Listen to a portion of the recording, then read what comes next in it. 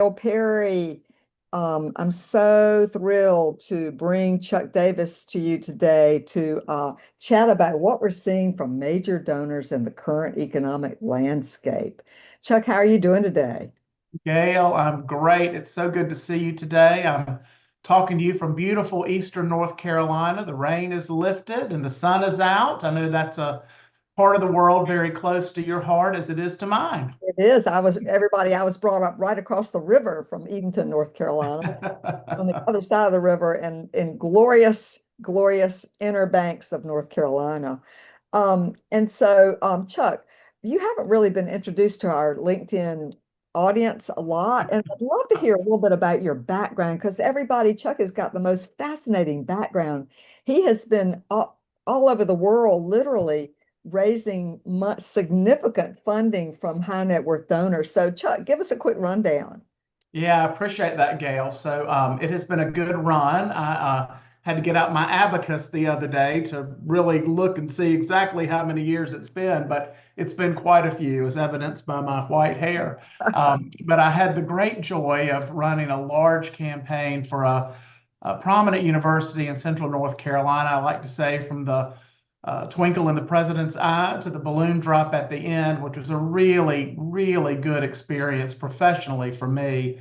After which, my wife and my children and I moved to Aberdeen, Scotland, where I had the great joy of running the charitable foundation for the Robert Gordon University in Aberdeen for several years before moving to Kuala Lumpur.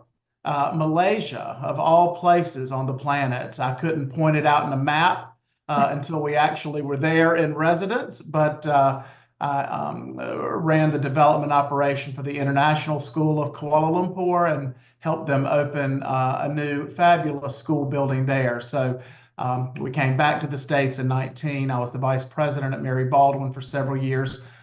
Before the pinnacle of my career, which is working for Gail Perry and Associates as a consultant. So it's been a great run for sure. And we've broken Chuck into the world of consulting, which is everybody. I just want to say that Chuck, I've talked to a lot of consultants, a lot of nonprofit fundraising expert, and Chuck is so astute and he can nail what we're all thinking, but we haven't quite put it into words. And the sentences that come out of his mouth are very smart.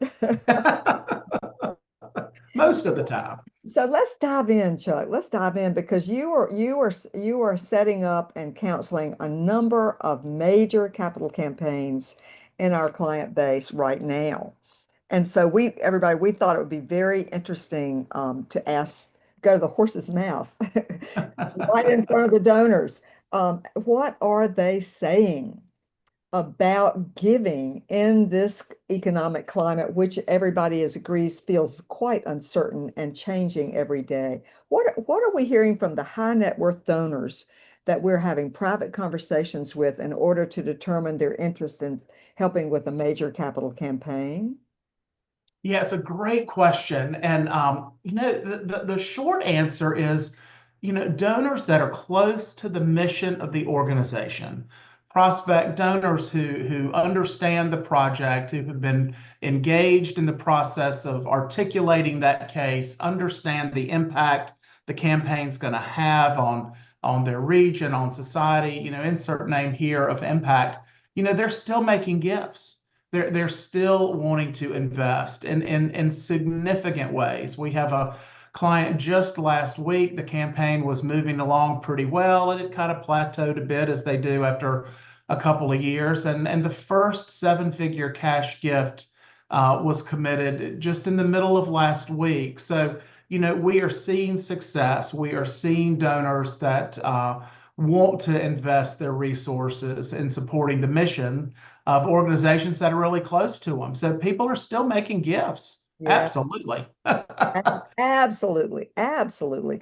And so, one of the key points you just made was that organizations who are keeping their donors close, and when the donors feel close and understand the impact. So, there are probably groups of donors who are sort of tangentially related to a nonprofit, and then groups of donors who are very much feel like insiders and deeply committed. Do you see a difference in these two groups, Chuck?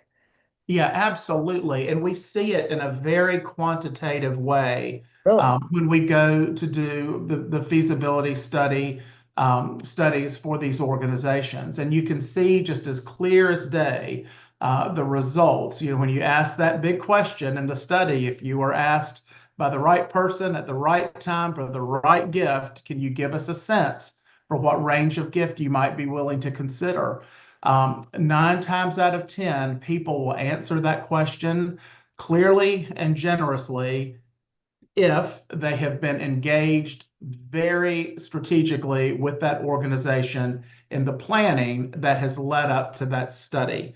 We have a wonderful organization in South Carolina that has executed beautifully a series of donor engagement events leading up to their study. And you can see time after time if somebody has participated in those events, they are engaged in the process, they understand what it is they're trying to accomplish. One, they'll answer with the range of gift, and two, that range of gift is usually generous. So it all goes back to what you just said and keeping your donors close, keeping your prospects engaged. It feels very trite, but it is foundational and important and often overlooked. Yeah, definitely overlooked because people will they need to cut the budget and they'll cut the donor newsletter or the donor engagement events and not understanding that that's the money in the bank for the next gift, Correct. you know. And so it's really interesting to me to consider. I promised in our email that we would talk about our favorite ways to engage a major and mega and high net worth donors and to keep them close. And I think for this particular client, we organized or you organized a series of very small events that were hosted by board members, just chatting. What was the format of those? Yeah, it's a great question. These events for this particular client, they were enormously effective. And the reason they were, Gail, is that we approached them in a very pedantic and strategic way. Now, I don't know about you, but I love a cocktail party. Sign me up. I'm first at the bar, ready to roll. And all of that stuff is important. However, for these particular events, we spent a lot of time before the event meeting with the host of the event, whether that be a donor or a board member, helping them understand exactly what the lay and the sequence of that event needed to look like. We Mm-hmm. talked about, what the call to action should be at the end of the event, how long the presentation should be by the board chair or the CFO or the development vice president, whomever was slotted with making that presentation. And perhaps most importantly, the value of sitting down after the last glass has been taken away and the food is gone, and that key group of staff, board, and key volunteer are sitting around the living room exchanging notes. Who said what? What are you listening for? And did you catch a new donor? Did you get their contact information? All of that debrief. And with this particular client, some of the folks with whom we spoke in the study were new friends of the organization that Mhm. had been turned on to it vis-a-vis one of these events. Mhm. So the approach is intentional, it's strategic, and most importantly, there is follow-up for every single guest that attends. That's right. Well, my audio is breaking up a little bit. Am I coming across to you okay? I don't know if I'm having. I'm good. You're good. Okay, great, great. Let us know, everybody. And also, if you have any questions, we're happy to take them because these are the questions that are on everybody's mind in our Major Gifts Intensive. Everybody wants to know, what are we seeing with major and high net worth donors in the current economic climate? And your answer would be, Chuck Davis, what are we seeing overall? We are seeing that people are still making gifts. People are still transferring assets. People are still aligned with the mission of organizations that are close to them. I will say this, however, Gail, that there is a bit of schism in this space, I think, and Uh-huh. that is the natural tendency for even some board leadership and staff to look at this climate through kind of a glass half empty lens. Oh, yes. People are a little bit afraid. People are reluctant. They have a lot of questions. I mean, that's the purpose of our chat today. But we're not seeing that display as much with the people that are making the gifts. There still seems to be a great optimism. You know, the economy has not tanked, even though there's uncertainty there. People still have money and are still giving it. So, you know, there's a little bit of a misalignment, I think, between institutional leadership and those high net worth prospects and how they're thinking about their philanthropy and potential philanthropy in these times. I know, because my next question was going to be, are you seeing any difference in how organizational leaders are thinking about the economic climate versus the major donors? And so let's explore a little bit. What are you hearing from our clients out in the field? They are nervous, they are questioning, they are unsure, they're uncertain. What would you say? Or I'd say a hesitant? little, yeah, excuse me. I'd say a little bit of all of that, and we hear a little bit of it from you know prospective donors with whom we're engaging on behalf of a half of the clients. But you know the variable that the variable that you have at your disposal, particularly when you're thinking about a campaign, is the lever of time. And you know you do have the ability to adjust timelines and time frames associated with a campaign. But I think the most fatal mistake that can be made is extending the timeline and retreating Oh, oh, and retreating. So you know, Gail knows me. I like to tell a story. tell a So story. Storytelling is much more interesting than blathering like I'm doing right now. Well, if you'll indulge me for just 2 seconds, for those that are with us today that can remember the state of the world and the United States in particular in the fall of 2008, it was a very scary time. It happened to be the moment in time when the institution I had the pleasure of serving and running their $100 million campaign had chosen to launch said campaign. The Yeah. week before the launch of the event, which was elegantly planned, involved the entire university community, the president came to me, Gail, and said, Chuck, I need a plan to cancel the weekend launch or reduce it to a picnic, or three, reduce the entirety of the event. And And this so was your capital campaign launch that you had been preparing for for months. months, And the staff, and you had the invitation list, and everybody was coming in for this big hoopla, right? in 5 days. In And, five and the days, and the market had just crashed, like completely bottom dropped out. bottom dropped out. Oh, And at that time, the university's liquid assets were in the Wachovia Common Fund. Those assets were temporarily frozen, if you'll remember, some of you that may have been around it. And the message to me was, I can't be photographed in a tuxedo sipping champagne while we can't pay the lawn crew. So, and that was brilliant. Now, as things typically do, the crisis abated within 24 hours.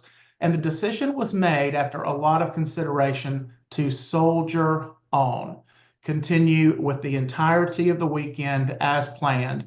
However, it gave us the opportunity to shift the messaging uh-huh. um, to a place that reflected the current economic malaise that was really, really horrible in those months and weeks that followed at that time.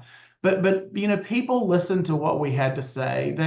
They understood that even in economic uncertainty, now's the time to invest in the future of our country, and in this case, of the university and the students that would lead our country forward. So, you know, the messaging was shifted, and it was strong and it was appropriate. We didn't, you know, turn a deaf eye or blind eye to what was happening around us, and it worked beautifully. So, Excited. Mhm. long story, but Well, it's interesting. It's interesting to consider. And it was not the donors who wanted to back out. It was the institutional leaders who were nervous, worried about optics, which is always important. You want to be thinking about that. But you soldiered on, and that campaign smashed its goals through, right? it did. We ended over goal and under budget and on time. You love that. Over goal and on time, early. Love that. Well, so given the fact that so many nonprofit leaders are feeling very nervous and cautious about the environment. How do we, these are questions they ask us. How do they acknowledge the downturn in the economy and the current instability when talking with donors about making a large investment in an organization? I mean, I would say, how are you feeling about the economic climate right now? Would you ask that question, Chuck? What do you think? Yeah, I think that's a great question to ask. And one of the ways we like to coach our clients in this space is using a very soft and permission-based approach. Mhm. Asking your prospect, is now a good time to discuss your commitment to our campaign? If not, when would be a good time? I mean, those types of questions, allow the donor to be in charge of when that conversation is going to happen. And if there is any question about the economic environment that might tenor that answer, it puts them in control of scheduling that conversation with you. But it is, again, a fatal mistake not to even ask for that permission, I think, from that prospect to have the conversation. My instinct is, and I could be wrong. I mean, the economy has not bottomed out. The market has come back. There are certainly lots of weird things ahead that we're seeing and a lot of uncertainty. But people still have resources, people still have money, and people are still making investments in the causes that mean a lot to them. Hmm. And everybody, I want y'all to notice a question or what Chuck started with in this little section, because one of the issues that Catherine Gamble and I talk a lot about is that major gift fundraisers, and I hope there are many of you watching out there, are most reluctant of all the aspects of our work, most reluctant to ask a donor a direct question. And Chuck was just saying, if I may I ask, or would this be a good time? So Chuck, you showed us the kind of direct question that we need to be asking our donors, right? Yeah, absolutely. And Gail, we're seeing through our clients and the work we're doing and in a lot of these feasibility studies, people are sharing the numbers with us that are big. I mean, we had another seven-figure intention emerge just 2 weeks ago with the client we're working with here in the state of North Carolina. This particular client is probably close to halfway to their goal before we've even delivered their study and before we have even gotten a campaign launched. So there's good momentum out there. There's good momentum for organizations that are true to their mission and are making an impact and are treating their donors with kindness and respect and intentionality. Everybody, I told you how smart Chuck was. And so, so, all right, so here's another question. And this is from an organization that has had federal grants cut.